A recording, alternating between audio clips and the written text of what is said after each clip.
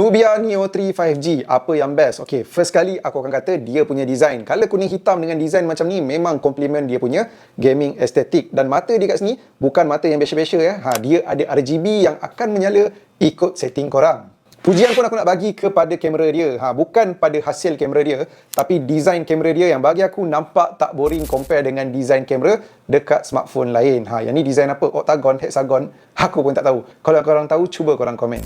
Power button dia ni bukan cun semata je color merah macam gini, tapi dia pun merangkap fingerprint scanner. Dan Nubia Neo 3 5G ni pun ada shoulder trigger dekat belah kanan dan juga belah kiri ni.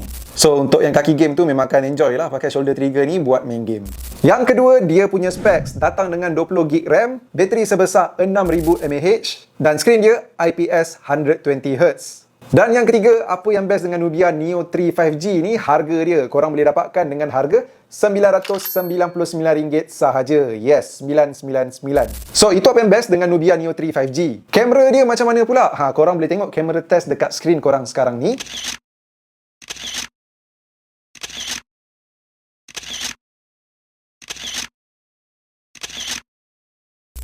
Lepas korang dah tengok, mungkin korang boleh share pandangan korang dekat ruangan komen. Pada aku, walaupun design kamera dia cantik, aku nampak yang Nubia Neo 3 5G ni taklah push pada hasil kamera sangat. Dia lebih fokus pada performance gaming.